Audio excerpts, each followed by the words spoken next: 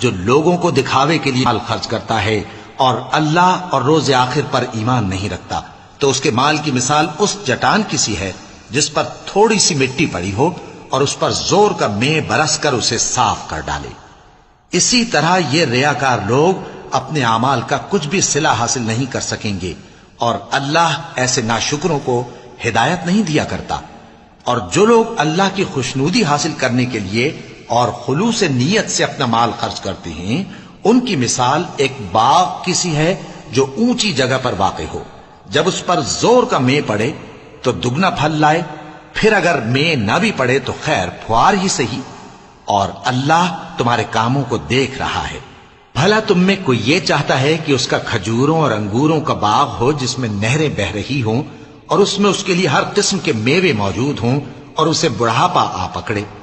اور اس کے ننھے ننھے بچے بھی ہوں، تو ناگہاں اس باغ پر آگ کا بھرا ہوا بگولا چلے، پس وہ جل جائے۔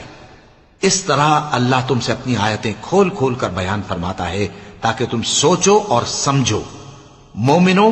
جو پاکیزہ اور عمدہ مال تم کماتے ہو اور جو چیزیں ہم تمہارے لیے زمین سے نکالتے ہیں، ان میں سے اللہ کی راہ میں بھی خرچ کرو، اور بری اور ناپاک چیزیں دینے کا قصد نہ کرنا کہ اگر وہ چیزیں تمہیں دی جائیں تو بجز اس کے کہ لیتے وقت آنکھیں بند کر لو، ان کو کبھی نہ لو، اور جان رکھو کہ اللہ بے نیاز ہے، خوبیوں والا ہے۔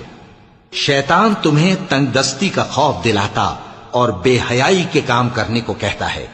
اور اللہ تم سے اپنی بخشش اور رحمت کا وعدہ کرتا ہے، اور اللہ کشائش والا ہے، سب کچھ جاننے والا ہے۔ وہ جس کو چاہتا ہے دانائی بخشتا ہے، اور جس کو دانائی ملی بے شک اس کو بڑی نعمت ملی۔ اور نصیحت تو وہی لوگ قبول کرتے ہیں جو عقل مند ہیں،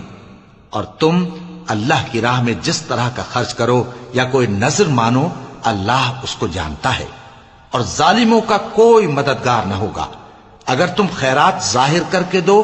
تو وہ بھی خوب ہے، اور اگر پوشیدہ دو اور دو بھی ضرورت مندوں کو تو یہ تمہارے لیے بہتر ہے، اور اس طرح کا دینا تمہارے گناہوں کو بھی دور کرے گا، اور اللہ کو تمہارے سب کاموں کی خبر ہے۔ اے نبی صلی اللہ علیہ وآلہ وسلم، تم ان لوگوں کی ہدایت کے ذمہ دار نہیں ہو، بلکہ اللہ ہی جس کو چاہتا ہے ہدایت بخشتا ہے۔ اور مومنو، تم جو مال خرچ کرو گے تو اس کا فائدہ تم ہی کو ہے، اور تم تو جو خرچ کرو گے اللہ کی خوشنودی کے لیے کرو گے، اور جو مال تم خرچ کرو گے وہ تمہیں پورا پورا دے دیا جائے گا اور تمہارا کچھ نقصان نہیں کیا جائے گا۔ اور ہاں، تم جو خرچ کرو گے تو ان حاجت مندوں کے لیے جو اللہ کی راہ میں رکے بیٹھے ہیں اور ملک میں کسی طرف جانے کی طاقت نہیں رکھتے اور مانگنے سے آر رکھتے ہیں، یہاں تک کہ نہ مانگنے کی وجہ سے ناواقف شخص ان کو تونگر خیال کرتا ہے، اور تم قیافے سے ان کو صاف پہچان لو کہ حاجت مند ہیں، اور شرم کے سبب لوگوں سے منہ پھوڑ کر